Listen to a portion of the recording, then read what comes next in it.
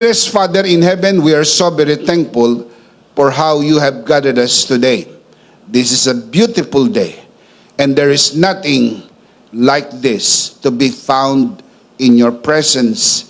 For in your presence there is fullness of joy, and there is so much rejoicing in your house. And even the psalmist declares, I would rather be a doorkeeper in your house than dwell elsewhere. There is so much rejoicing in the house of the Lord. We commit to you this time, even this learning time, and it is our heartfelt prayer that everything that will be said and done today, all by your grace for your glory, we pray in the name that is above every name, in the name of your Son, our Lord and Savior, Jesus Christ, by the power of the Holy Spirit. And everybody would just simply say, Amen. Palakpakan po natin ang Panginoon. Bukas, May 12, magkakaroon po tayo ng eleksyon. At kailangan po natin ng gabay mula sa biyaya ng ating Panginoon. Bagaman totoo na alam ninyo na hindi po tayo nag-i-endorso ng mga kandidato, pero kailangan meron tayong gabay mula sa biyaya ng Diyos pagpunta po natin sa mga presinto at pagboto ng mga kandidatong ating napupusuan. A grace-based guide for believers on election day reminds us that while we cannot expect much from unbelievers who follow the ways of the world, we, as full grace believers, are called to be different. Dapat iba po tayo. Alam nyo naman po mag-isip ang mundo, pera, pera. Kung sino ang nag-abot ng pera at kung sino ang mas malaking naiabot na pera. Bagaman hindi ko naman po nilalahat, pero malaking bahagi po ng ating populasyon ang hindi pa po mulat sa tamang pagpili ng mga pinuno o magiging mga pinuno ng ating bayan sa susunod na 3 taon o 6 na taon. Ang iba po'y nagpapatangay sa endorso ng kung sino-sino. Ang iba po ay nandun pa rin sa pwesto ng pagkilala sa mga sikat na mga artista, sikat na mga atleta, o sikat na mga politiko. Ang pamilya ay politiko. Kumbaga, hindi naman natin nilalahat. Ang iba po ay merong kakayahan at merong karapatan. Pero kailangan nating maging mapag-isip at maging mapili.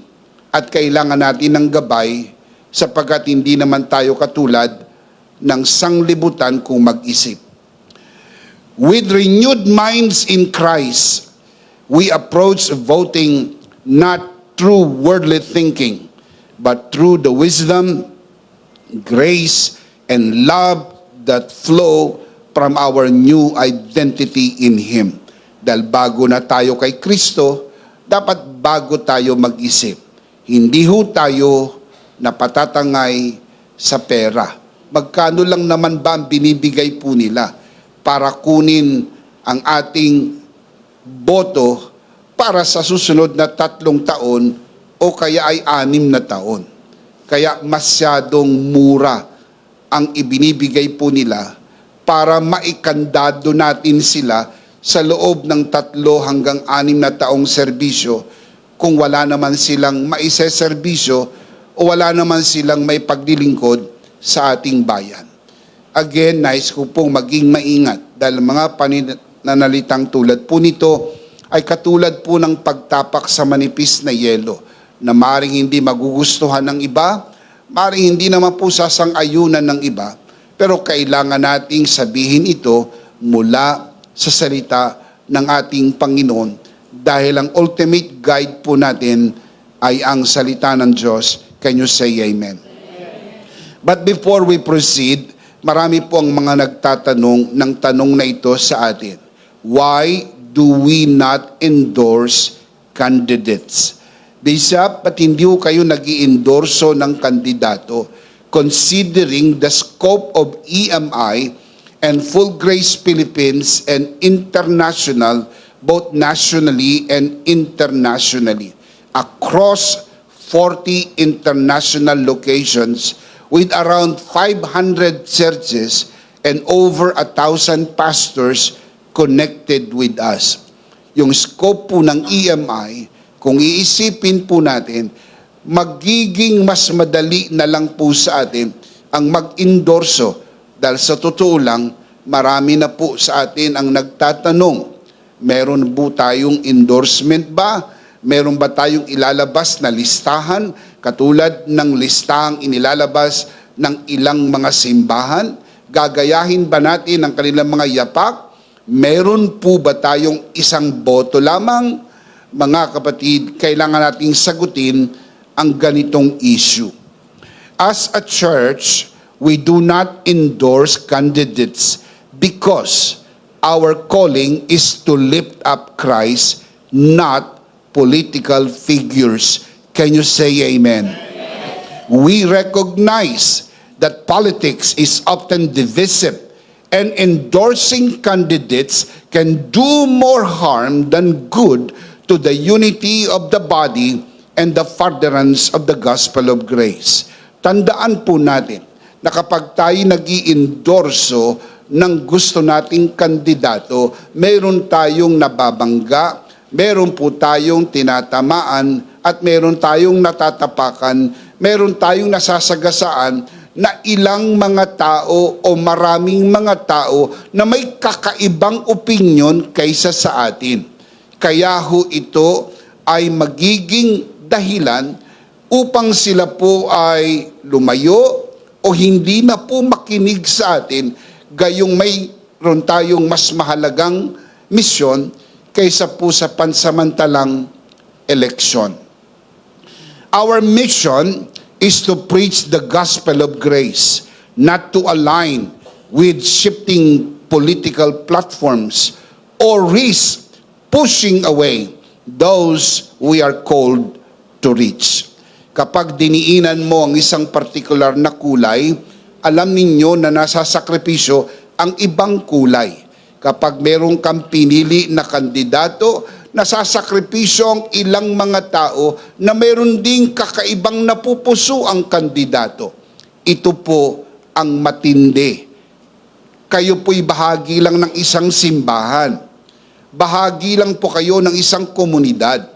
Bahagi lang kayo ng isang misyon na kuminsan nagiging dahilan kung bakit nagkakaroon ng cancel culture, nagkakaroon ng division, nagkakaroon ng pagkakabahabahagi, and ultimately at the end, apektado ang atin pong pagkakaisa sa misyong pangmatagalan, sa misyong talagang atin. Ang politika hindi naman atin. Pero ang atin ay abutin ang buong mundo ng mensahe ng biyaya. Ang sa atin ay palaganapin ang mensahe ni Kristo at ng kanyang tinapos na gawa sa krus na ating dapat gawin.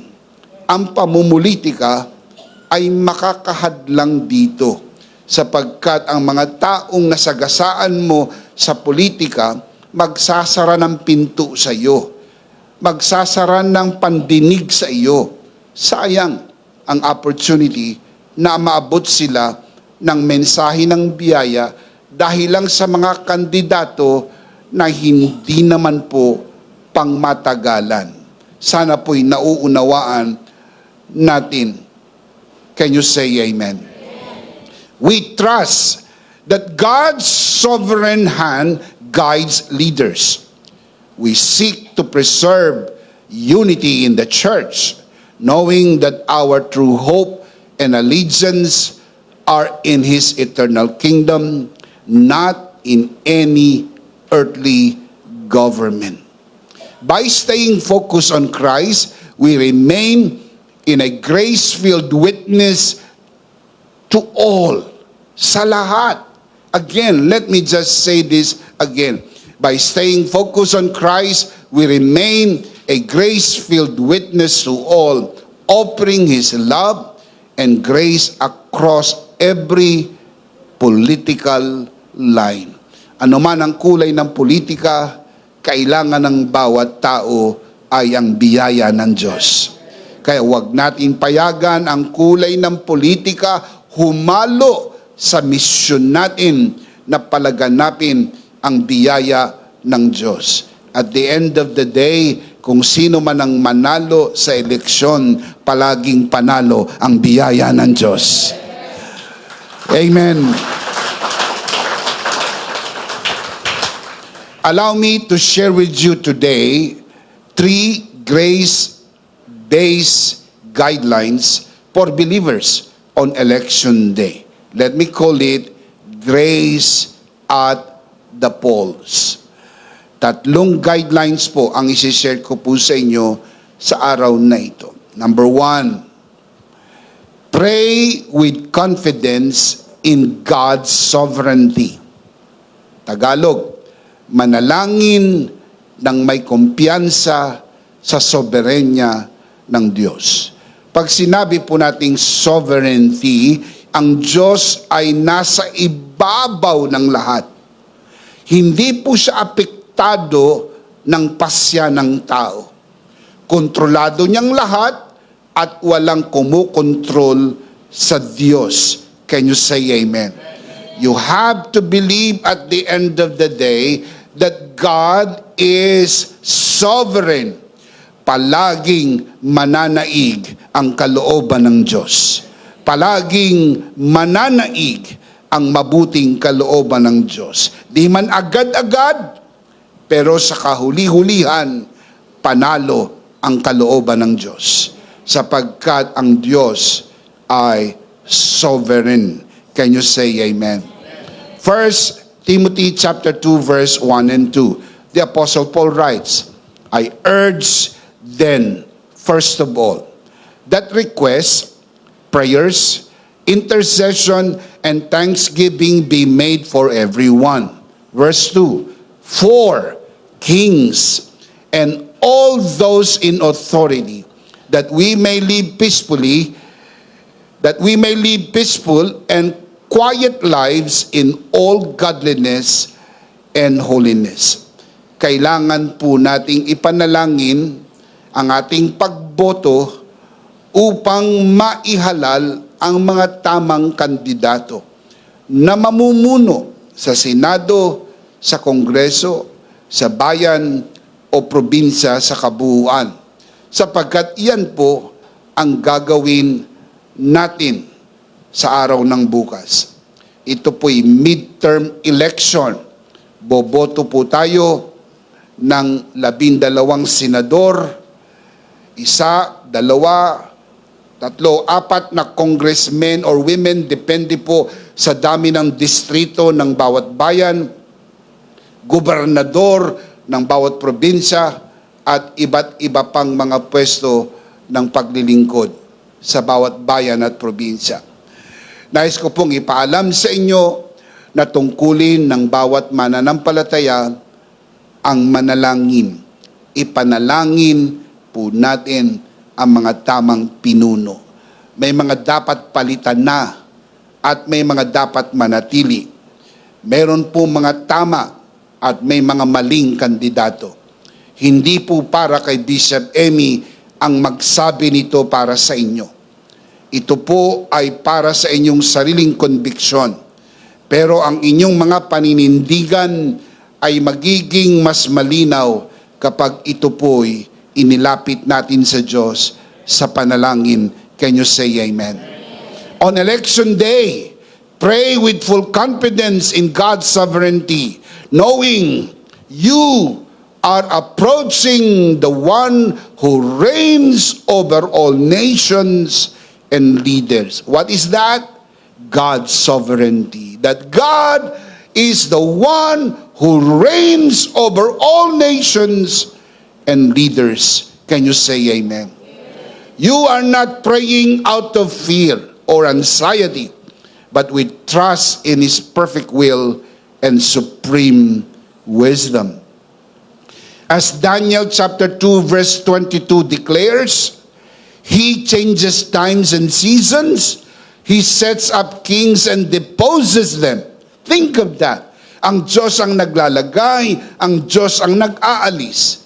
So sa darating na halalan, ang atin po mga boto, sagrado ang mga ito, pero hindi po ito absolute. Our votes may be sacred but not absolute. Ito po ay maring kasangkapanin ng Diyos o maring overpass ng Diyos, sapagkat ang huli palaging mananaig ang kalooban ng Diyos. May mga sandali na may mga naboboto, nananalo sa bilangan, pero hindi po nakakaupo para manungkulan. Meron din namang naiboto, nanalo, pero nanungkulan ng panandalian at hindi po nakatapos ng termino. Sa makatuwid, hindi absolute ang ating boto. Sagrado, mahalaga, pribado. Hindi mo papayagang isulat sa balota ang gusto ng ibang tao. Yung gusto mo ang dapat mong isulat. Hindi mo dapat payagan na isulat sa balota ang dikta ng puno ng relihiyon na nakinabang doon sa mga taong nagsabi nito sa kanila. Hindi nyo alam ang mga transaksyones na ginawa nila. Hindi nyo alam ang mga pinag-usapan po nila kung magkano, kung ano magiging kapalit ng mga endorsement na ito. You do not know. Ang mga tao sa baba ng mga simbahan at reliyon ay parang mga pawns. Sila po'y sinusulong lamang ng mga naglalaro ng chess at hindi natin alam kung magkano nang naging bayaran, kung ano nang naging usapan, bakit nalagay ang pangalan, bakit ito ang ipinipilit, bakit ito ang gusto. Baka meron din pinoproteksyonan ng relihiyon na yan. Baka meron din pinoproteksyonan ng organisasyon na yan. We do not know. And it is not up to me to say that because I do not know as well. Pero sinasabi ko lang po sa inyo na ang kalayaan niyong bumoto ay gamitin po ninyo. Pero pagkatapos ng araw ng pagboto, mananaig palagi ang kalooban ng Diyos. Dahil ang Diyos ay sovereign. Can you say amen? Again, look at the screen. Daniel 2:22 declares, He changes times and seasons. God changes times and seasons. He sets up kings and deposes them. And Daniel 4:17 reminds us that the Most High is sovereign over the kingdoms of men and gives them to anyone He wishes. He gives the kingdoms of men to anyone God wishes. Kaya kahit ayaw ng tao sa iyo, pag gusto ng Diyos sa iyo, ilalagay ka ng Diyos. Can you say amen? Sapagkat palaging mananaig ang kalooban ng Diyos. Romans 13:1 further affirms, there is no authority except that which God has established. The authorities that exist have been established by who? By God. Kaya kapag yan po ay naitatag na pamahalaan, ang Diyos ang may tatag. Huwag nating labanan ang itinatag ng Diyos na pamahalaan. Bawat pagkakataon, nabibigyan tayo upang pumili ng mga pinunong mamumuno sa ating pamahalaan. At kapag nakapili na po tayo, magtiwala na lang po tayo sa Diyos na makapangyarihan sa lahat. Can you say amen? Why do we say so? Proverbs chapter 21 verse 1 also assures us that the king's heart is in the hand of the Lord. He directs it, the king's heart, God directs it like a water course wherever He pleases. Kailangan po nating magtiwala sa Diyos. God is sovereign. Can you say amen? Everybody say, God is sovereign. God is sovereign. One more time. God is sovereign. That is why we need to pray with confidence in God's sovereignty. Why? Because of Christ, you belong to a kingdom that cannot be shaken. So your ultimate hope is not tied to political outcomes, but anchored in God's unchanging grace. What do? Pray. Pray, knowing His purpose will prevail. Pray, knowing His love will sustain you. Pray, knowing His peace will guard your heart no matter the results. Can you say amen? While we exercise our freedom to vote, the ultimate control belongs to God. Our prayer is not to secure our will, but to seek His wisdom and peace as we vote. Hindi tayo nananalangin para ipilit ang gusto natin.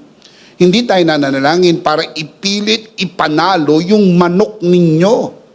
Hindi po tayo nananalangin para ipilit ang gusto mong kandidato para sa personal mo ring kapakinabangan. Dahil pag naupo ito, makakuha tayo ng maraming kontrata. Pag naupo ito, magkakaroon tayo ng pakinabang. Not your will, but God's sovereign will. Yung kalooban ng Diyos. Sapagkat laging mabuti ang kalooban ng Diyos. Can you say amen?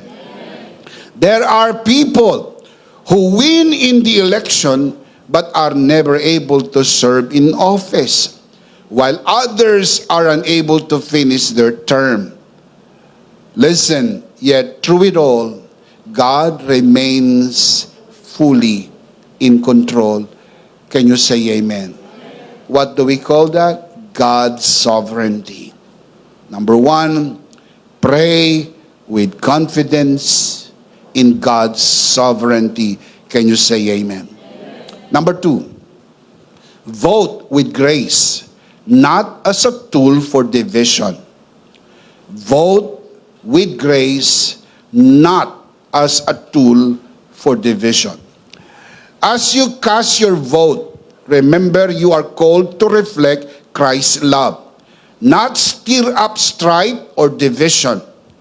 The scripture reminds us in Philippians 1:27, whatever happens, conduct yourselves in a manner worthy of the gospel of Christ. And in Philippians chapter 4 verse 5 urges, let your gentleness be evident to all. Ang mga anak ng Diyos ay hindi po bayolente, hindi ho marahas, hindi ho arogante. Kung hindi ka man sumasang-ayon sa ilang mga polisiya ng pamahalaan, hindi mo po kalaban ang pamahalaan. Hindi ka po nagsasalita laban sa pamahalaan. Ikaw po'y hindi nagmumura. Ikaw po'y hindi nagbabanta. Ikaw po'y banayad at mahinahon. Sapagkat kung sakaling mayroon man silang mga pagkakamali, kayang punuan ng biyaya ng Diyos. At kung sakaling puno na ang salop, dapat ng kalusin, may hangganan ang bawat bagay. Can you say amen? Ang Diyos ang naglalagay ng hangganan. Ang Diyos ang nagsasabing tama na. Ang Diyos ang nagsasabing palitan na. Ang Diyos ang nagsasabing manatili ka. Sapagkat ang Diyos ay sovereign. At tayong mga anak ng Diyos ay hindi po bayolente. Maingat po tayo na huwag tayong pagmumulan ng mga fake news. Lalo na sa mga pagpo-post ng mga fake news. Kung hindi ka po sigurado sa mga balita na iyong natanggap, hindi mo na double check, wala pong accuracy, huwag mong i-share, huwag mong i-post, dahil magiging daluyan ka ng maling balita, magiging paraan ka ng paghahasik, ng pagkakabahabahagi, alitan at gulo na hindi dapat sa mga anak ng Diyos. Can you say amen? Now, natural yan sa mga hindi Kristiyano. Pero Kristiyano ka, anak ka ng Diyos. Pastor ka pa naman. Lingkod ka ng Diyos. Hindi dapat nanggagaling sa ating mga Facebook account ang mga fake news. Mga balitang hindi po sigurado. Mga balitang pawang kasinungalingan. Bakit? Sapagkat magkikreate po yan ng gulo. Magkikreate yan ng pagkakabahabahagi. At anumang bansa na nahahati at walang pagkakaisa, walang progreso. Natural po sa mga politiko ang nagkakagalit pagkapanahon ng eleksyon. Alam nyo po yan, hindi kayo kahapon ipinanganak. Alam nyo, ang tawag po dyan, weather lang. Siguro hindi naman po kaya kahapon ipinanganak. Yung mga dating magkakakampi, ngayon ay magkakaaway na. Pero pansinin nyo, yung mga dating magkakaaway, ngayon magkakakampi na. Hanggang kailan yan? Hanggang bukas lang. Dahil pagkatapos ng eleksyon, balik na naman yan. Bati-bati na naman sila. Sila na naman. At mag-aaway uli yan sa 2028. Napansin nyo, pinaglalaruan lang si Juan de la Cruz. Nitong mga higanting politiko at malalaking pamilya na silang mga nag-uumpugan at ang nadadamay ay ang pangkaraniwang Pilipino ng pangunahing concern lang niya ay mapakain ang kanyang pamilya, mapag-aral ang kanyang mga anak, mabuhay ng matiwasay, mapayapa sa bansang kanyang tinitirahan. Alam niyo po kung bakit? Sapagkat may mga tao na may mga pansariling hangarin. Tayong mga Kristiyano na nakikita natin ng mga ito. Huwag na po nating sausawan. Huwag na tayong makilahok.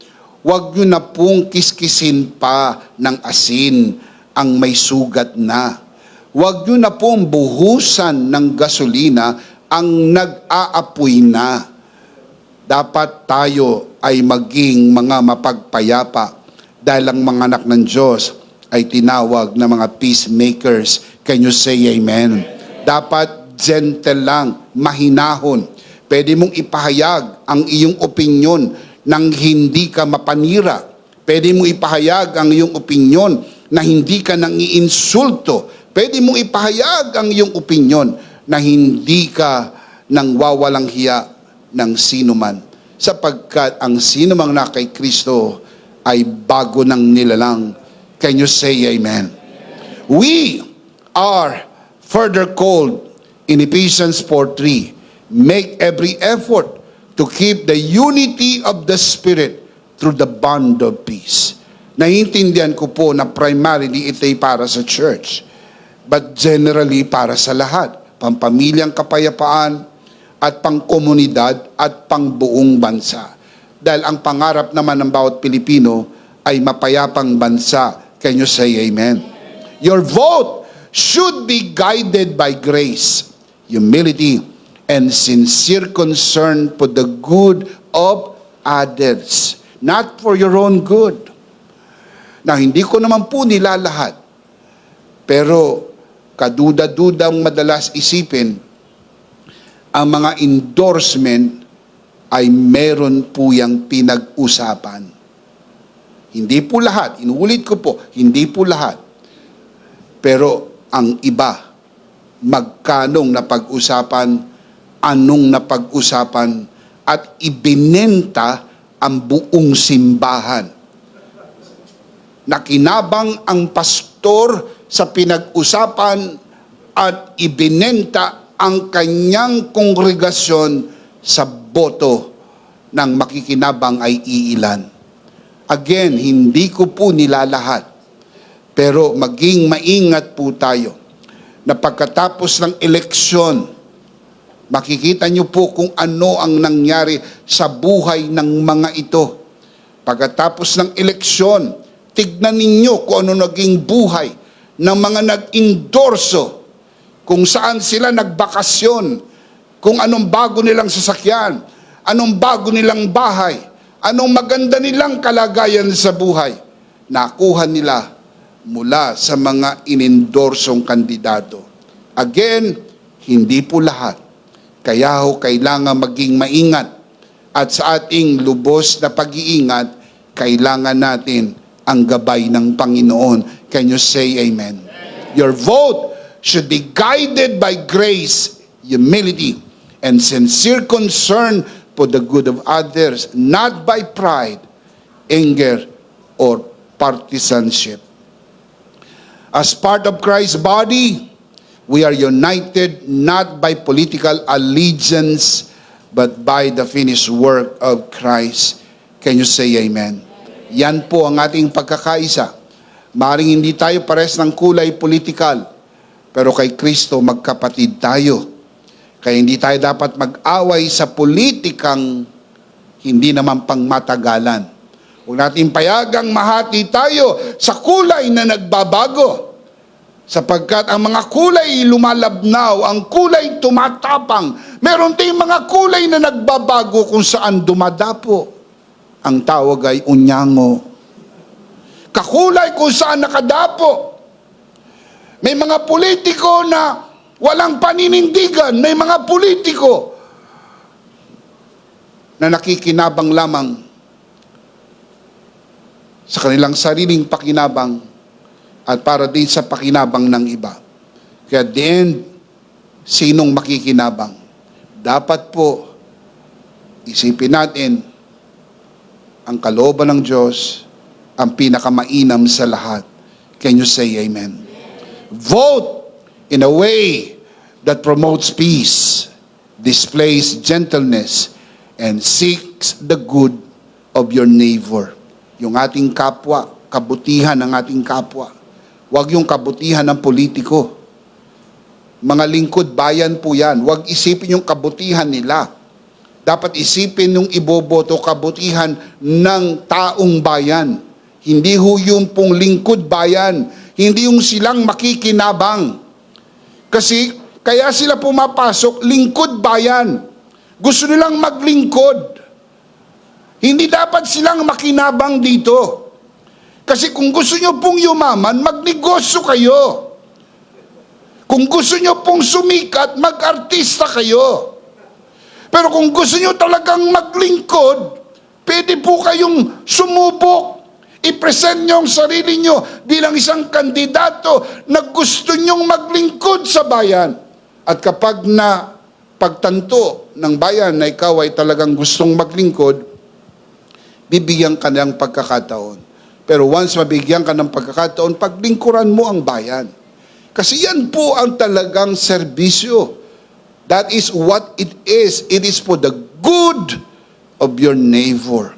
Trust that God's grace works even through imperfect political systems, bearing witness to His love and grace in a divided world. Wala hong perpektong sistema. Hindi ko ay kahapon ipinanganak. Wala hong eleksyon na walang dayaan. Hindi po kayo kahapon ipinanganak. Alam nyo po yan. Nagkakatalo na lang kung anong scope ng dayaan. Pero palaging mayroon. Kung saang level, hindi mo po alam. Pero palaging mayroon. Bakit? Imperfect ang system. Pinapatakbo ng imperfect people. At yung sistema po na yan, mga kapatid, ay nandito sa mundo na ito. Kaya kinakailangan po natin magtiwala sa Diyos. Sapagkat hindi mo mapagtitiwalaan ang sistema ng mundo. Pero ang Diyos, tapat, magpakailan-kailan pa man. Palakpakan natin ang Panginoon. Amen. Kaya dapat maging mapagbantay. Sa anong paraan, kailangan maging mapanalanginin. Sapagkat pagkatapos ng eleksyon, umaasa tayo, mananalo ang kalooban ng Diyos. Can you say amen? Sa gitna po ng mga nangyayari sa hindi perpektong sistema, kailangan pa rin natin ang maging bahagi nito. Sabi ng iba, hindi na lang ako boboto. Boboto ang iba para sa iyo. Kaya kailangan mong bumoto. Pag matagal ka nang hindi bumoboto, ang pangalan mo mawawala na sa listahan o kaya ginagamit na ng ibang tao. You have to use your right. Pray and then go out and vote. Vote with grace. Gamitin mo ang biyaya ng Diyos sa iyong pagboto. Can you say amen? We must remember that political outcomes or leaders do not define the kingdom of God. We vote as citizens of heaven, exercising grace, humility, and a desire for the good of all, not just for personal or political gain. Primarily, citizens of heaven po tayo. Primarily. Secondarily, ikaw ay Filipino citizen. At dahil Filipino citizen ka, meron kang exercise of suffrage. Ikaw ay pwedeng bumoto. Yan ay gagamitin mo. But primarily, you are a citizen of heaven. Ano ibig sabihin? Ang pagiging Pilipino natin ay hindi forever. Sa kabilang buhay, hindi ka na Pilipino. Sa kabilang buhay, ikaw po ay mamamayan ng langit. Ikaw ay heavenly citizen. Kaya ang pagboto mo, dapat ang guide mo ay bilang mamamayan ng langit. Hindi ho nagpapasuhol, hindi ho nagpapa-impluwensya kahit kanino. Ikaw ay may kakayang mag-isip. You have the mind of Christ. Mantak mo, hindi ka makapili at iba ang pumili para sa iyo. Ano ka? Inutil. Wala kang silbi. Hindi ka makaisip kung anong pagkakaiba ng A sa B, ng C sa D. Di mo alam ang pagkakaiba ng kulay. Wala kang kakayahang magpasya. Mayroon. Kaya lang ibinenta mo na yan sa ibang tao. Kaya mo. Sabi nga sa Bible, ang mga anak ng Diyos, huhusgahan nila pati ang mga anghel. We will judge angels, the Bible says. Kung mga anghel ay huhusgahan natin, hindi ba natin kayang husgahan itong mga kandidatong nagpipresenta na gustong maglingkod? Pwede bang maging senador yan? Anong gagawin niya sa Senado? Pwede bang maging mayor yan? Pwede bang maging governor yan? Anong gagawin niyan sa probinsya? Anong gagawin niyan sa bayan? Anong gagawin niyan sa Kongreso? Anong gagawin niya sa Senado? Kayo po makakapag-isip sapagkat nasa atin ang isip ni Kristo. Can you say amen? Magpasya. Pero bago magpasya, manalangin. Magpasya at bumoto. Number 1, pray with confidence in God's sovereignty. Number 2, vote with grace, not as a tool for division. Huwag nating payagang mahati at tuloy-tuloy mahati ang ating bansa. Hayaan natin yung biyaya gamutin ang sugat ng ating bayan, ang hidwaan, ang pagkakaalitan, at magkaroon po ng pagkakasundo sa pangalan ng hustisya, katarungan, pananagutan upang maayos na po at umunlad ang bayan ni Juan de la Cruz. Can you say amen?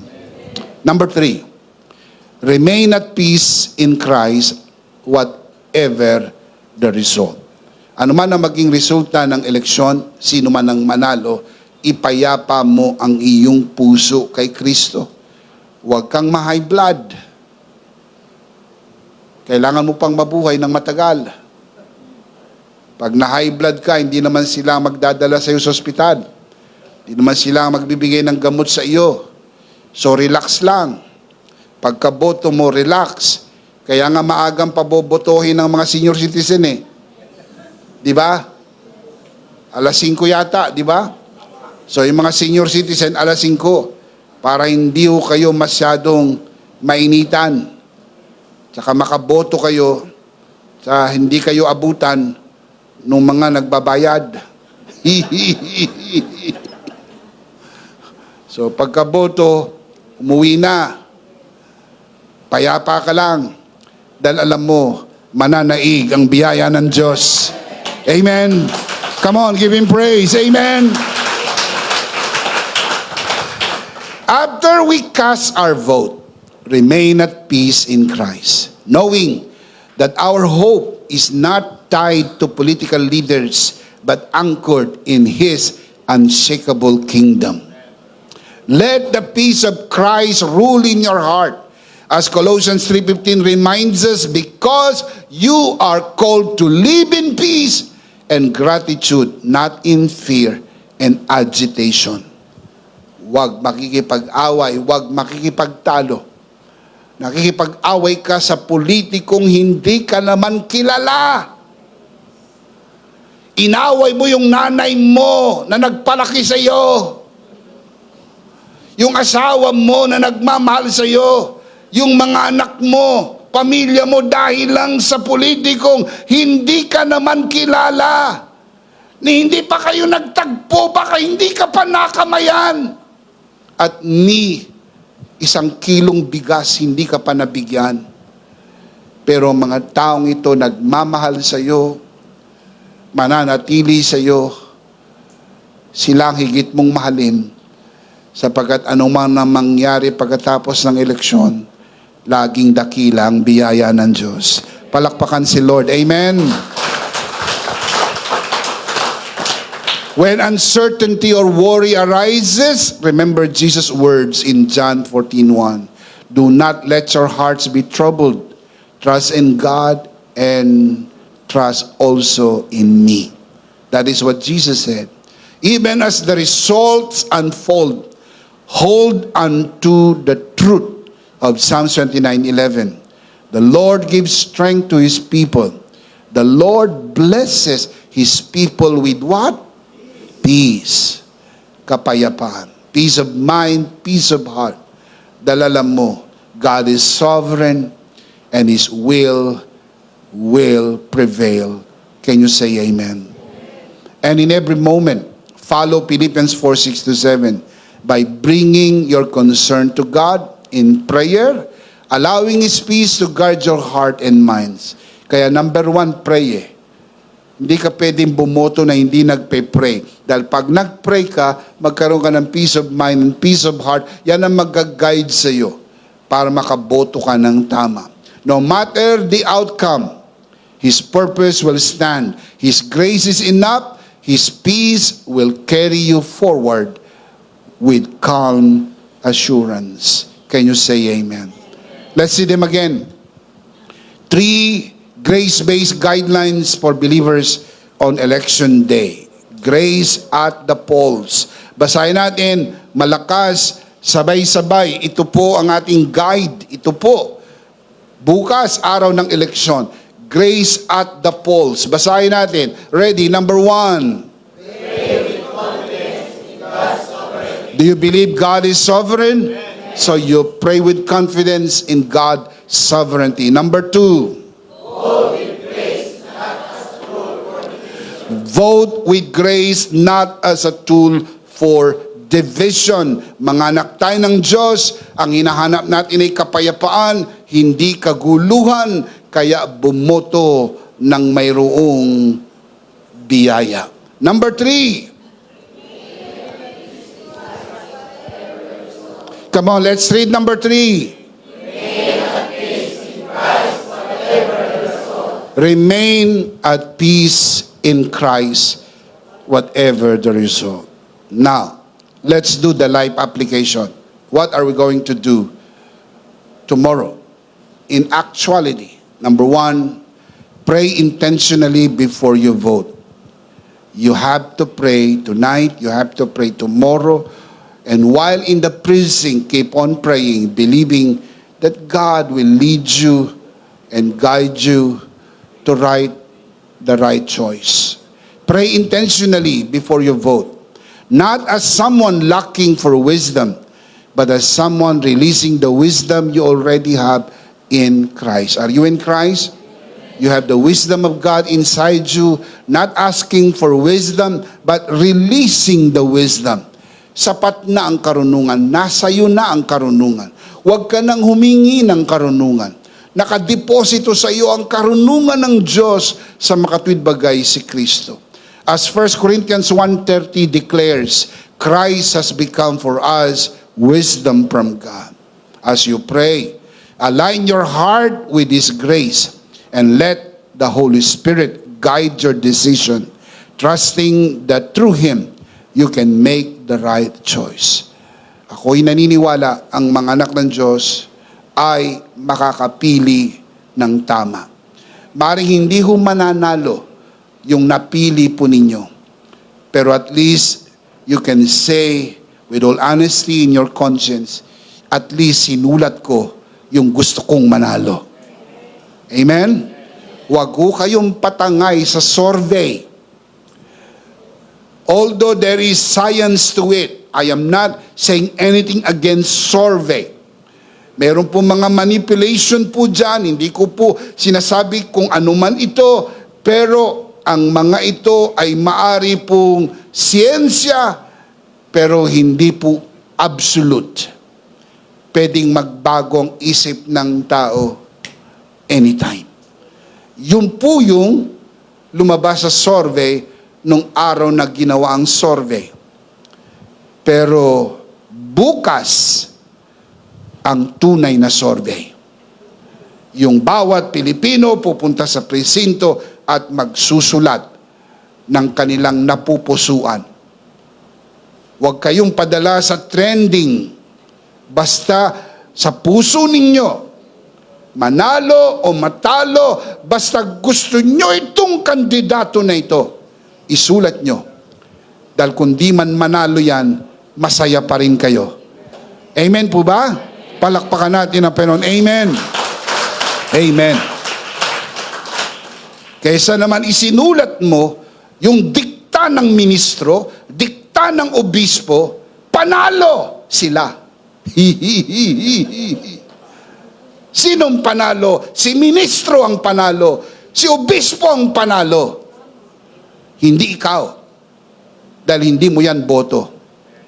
Habang binibilang ang mga boto, binibilang na rin nila ang kanilang pakinabang. At ikaw, na ordinaryong Pilipino, hanggang ngayon, talo pa rin. Bakit?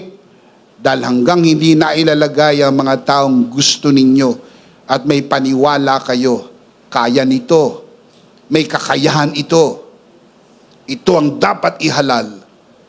At kung yan din ang napupusuan ng Panginoon, huwag kayo mag-alala, kaya silang ipanalo ng Panginoon sa biyayang nalaan para sa lahat.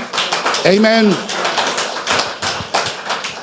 Number 1, pray intentionally before you vote. You do that. Number 2, show love and grace to those who differ.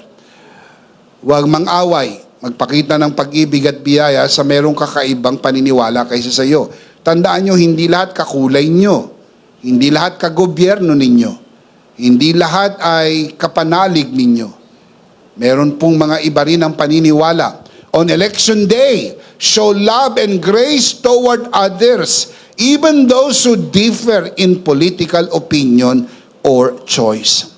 As Colossians 3:14 says, above all this, put on love, which binds everything together in perfect unity. Ang magbibigkis sa atin ay pag-ibig. At the end, magkakasama tayo sa simbahan. Can you say amen? At the end, magkakasama kayo sa pamilya. At the end, kapwa Pilipino tayo. Di tayo dapat magbakbakan, di tayo dapat mag-away. At the end, gusto po natin mapakinabangan ang West Philippine Sea. Can you say amen? Ang yaman na narito ay para sa Pilipino. Dahil atin ang bahagi na yan. At kung yan ay mapapasa atin at makakamkam natin ang yaman ito, malaki ang iuunlad niyan sa ating bayan. At iba pang likas na yaman. Tandaan po natin mga kapatid, pagkatapos ng eleksyon, dakilang biyaya ng Diyos. We are called to reflect Christ's love, not to win arguments, trusting that His grace is greater than any political divide. Let our words and actions shine as a testimony of His peace and kindness. Mga Kristiyano po tayo, hindi palaaway. Hindi ho magandang tignan. Inuulit ko po, hindi magandang tignan sa Facebook account nyo na kayo po ay Kristiyanong nakikipag-away dahil lang sa politika. Hindi ho maganda. Can you say amen? Tahimik na tahimik kayo. Parang kayo yung nakikipag-away. Ulitin ko, hindi maganda. Can you say amen? Avoid getting drawn into law or petty political arguments, personal attacks, or social media fights. Instead, reflect Christ's love by respecting the dignity and views of others. Huwag kong bababa, below the belt, nag-aaway, nagtatawagan ng kung ano-anong pangalan. Nagkakagalit, binabastos na po kung sino ang mga nakaupong mga pinuno ng ating bayan. Mga kapatid, wag po. Lalo na kung wala kang basihan. Lalo na kung ang nabasa mo lang ay fake news. Wag mo siyang tanggapin palang gospel truth at gagamitin mong espada para saktan ang mga pinuno ng ating bayan o maging ang mga taong hindi kaparehas ng iyong paniniwala. Number 1, pray intentionally before you vote. Number 2, show love and grace to those who differ. Number 3, trust God for the result and keep doing good. Ano man na maging resulta, pagtiwalaan natin ng Diyos at gumawa pa rin ng mabuti. Kung meron ka maitutulong sa bayan, itulong mo. Kahit hindi ikaw ang nanalo. Kasi gusto mong tumulong sa bayan. Kung meron kang magandang kaisipan na gustong iambag sa lipunan para gumanda ang takbo ng ating lipunan, huwag mo ipagkait dahil hindi ikaw ang nakaupo. Hayaan mo po na mas maraming magawang mabuti kahit iba ang makakuha ng kredito nito dahil mahal mo ang bayan, sabi mo. Mahal mo ang bayan, dapat ang nakikinabang ay bayan kahit hindi ikaw ang napaparangalan sapagkat yan ang tunay na lingkod bayan. Can you say amen? On this election day, keep trusting God, keep believing God that His will is sovereign, and at the end, whatever happens, keep doing good. As Galatians 6:9 reminds us, let us not become weary in doing good, for at the proper time, we will reap the harvest if we do not give up. Don't give up. Keep on keeping on. Keep on believing that His grace is greater than all. Rest in His sovereignty and continue living as light of His grace and love in the world regardless of the election results. Tatapatin ko po kayo. Sa mga isusulat nyo sa balota, may mga mananalo, merong hindi. Pero hindi po siguro lahat mananalo at hindi rin naman lahat matatalo. So kung sino po ang gusto nyong isulat sa balota, dahil silang napupusuan po ninyo, na ipanalangin nyo na ito, at alam nyo silang dapat isulat, maging makatotohanan kayo. Isulat lang ninyo ng malaya. Sabi ng iba, wag nyo na iboto yan, hindi yan mananalo. Kaya nga hindi nananalo dahil di nyo sinusulat eh. O hindi ba, tingnan nyo yung kaisipan na yon. Wag nyo na isulat yan dahil hindi yan mananalo. Kaya nga walang chance ang manalo dahil di nyo sinusulat eh. Eh kung bigyan natin ng chance na itong mga parang hindi naman sikat, pero magagaling, ha? Eh ang iba hinahanap sikat eh. Di ba? Kailangan nila yung mga popular eh. Hindi po, basta kaya, basta magaling, basta may puso, basta handang magserbisyo, tsaka may kakayahan. Senador yan congressman, mayor, o anuman pong ilalagay sa pwesto, isipin niya yung kakayahan nila. Kung yan po ba'y magagawa nila sakaling sila'y mahalal. At kung yan po ang nasa puso nyo, ilagay nyo. Dahil pagkatapos maisulat ang inyong kandidato, magtiwala na sa Panginoon dahil pagkatapos ng eleksyon, panalo ang biyaya ng Diyos. Palakpakan si Lord. Praise God. Amen. Whether your candidate wins or loses, keep your heart anchored in Christ's peace. Continue praying for leaders, supporting justice, and being faithful witness to God's grace in your community. Amen? Manalo man o hindi ang kandidatong napupusuan ninyo, manatili tayong nagtitiwala sa biyaya ng Diyos. Ipanalangin natin ang mananalo na sila'y magserbisyo para umunlad ang bayan ni Juan de la Cruz. Can you say amen? Let's see them again. Tignan po natin, ito pong live application. Basahin natin ng malakas at sabay-sabay. Ready? Number 1. Number 2. And number 3. Pray intentionally, show love, trust God. What is the big idea? The big idea is in Christ, whatever happens, grace wins. Do you believe that? Come on, let's say it out loud. Kay Kristo, ano man ang mangyari, sino man ang manalo, palaging panalo ang biyaya ng Diyos. Palakpak para sa Panginoon. Amen. Of course, we do not want to end this broadcast without giving you the opportunity to receive Jesus today and be saved.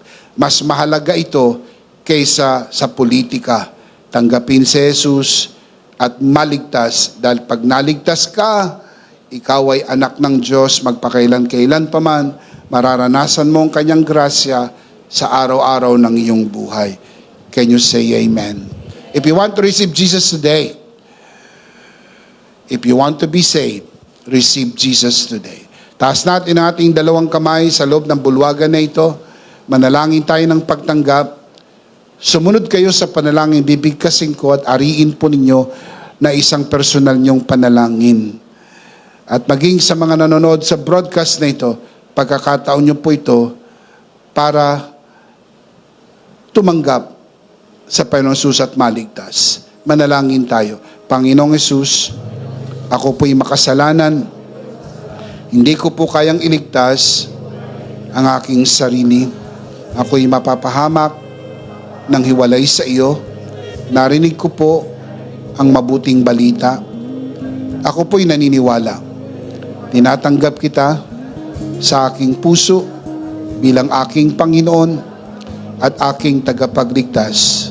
Salamat po, pinatawad mo na ang aking mga kasalanan, isinulat mo na ang aking pangalan sa aklat ng buhay. Sa pangalan ni Jesus, Amen. Ako na lang po mananalangin, Ama, sa oras na ito, itinataas ko po sa harapan ng sino man sumunod sa panalangin ng pagtanggap sa unang pagkakataon sa loob ng bulwagang ito at lalo na sa mga nanonood sa broadcast na ito. Pinagkakatiwala po namin sila sa iyong kagandahang loob na sila'y lumago sa biyaya at sa bagong natagpuang pananampalataya sa pangalan ng Panginoong Jesus. Tayong lahat ay magsabi ng Amen. Palakpakan si Lord. Amen. Amen. Amen. Tayo po ay dumako sa ating banal na komunyon. Kunin po natin ang atin pong communion elements and let's do this together. Alright, let's do this together mga kabiyaya. Hawak-hawak po natin ang pinakamakapangyarihang simbolo ng tinapos na gawa ni Kristo sa krus ng Kalbaryo. Itong aral na tinanggap ko sa Panginoon at ngayon naman ay binibigay ko sa inyo. ng gabing siya'y pagkanuloy dumampot siya ng tinapay. Kanyang pinagpira-piraso at kanyang sinabi, ito ang aking katawan na pinagpira-piraso dahil sa inyo. Gawin niyo to bilang pag-alaala sa akin. Sabay-sabay po natin gawin.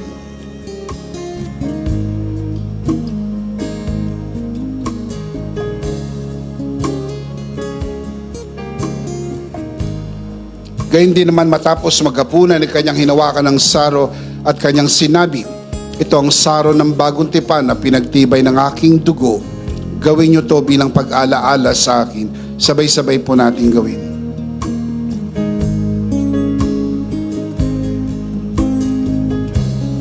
Ate po itaas ang ating dalawang kamay at sumunod po tayo sa panalangin na ito. Aming Ama, maraming salamat po sa aming Panginoong Hesukristo. Panginoong Hesukristo, maraming salamat po sa iyong banal na dugo na iyong itinigis sa krus ng Kalbaryo. Dahil po dito, lahat ng aming kasalanan ay iyon nang pinatawad. Maraming salamat po sa iyong katawan na nabugbog at nasugatan. Dahil po dito, lahat ng aming sakit ay iyon nang pinagaling. Gaya ng nasusulat, sa iyong mga sugat, ako'y magaling na. Ako'y naniniwala, ako'y magaling na. Aking dinideklara, ako'y magaling na. Ako'y malusog, malakas, masigla, pinagpala, pinaburan, at mabubuhay ng mahaba. Sa pangalan ni Jesus, maraming salamat po, Banal na Espiritu, sa iyong kapahayagan sa mensahe ng biyaya. Sa pangalan ng Panginoong Jesus, Amen. Amen. Palakpakan po natin ang Panginoon. Praise God. Isang beses pa po malakas, sabay-sabay. Ano po ang ating big idea? One more time, louder. Do you believe that? Are you in Christ? Whatever happens, whoever wins, grace wins. Palakpakan natin ang Panginoon. Praise God.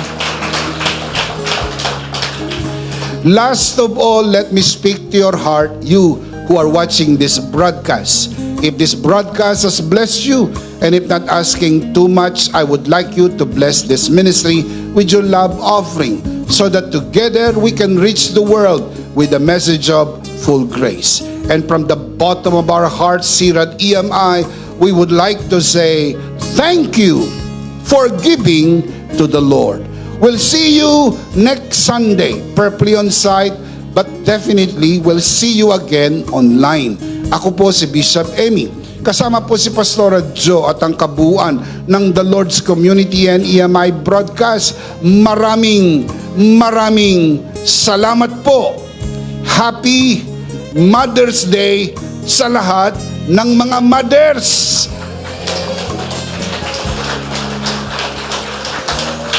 Palakpakan ng mga mothers. Woo! May kasamang hiyawan.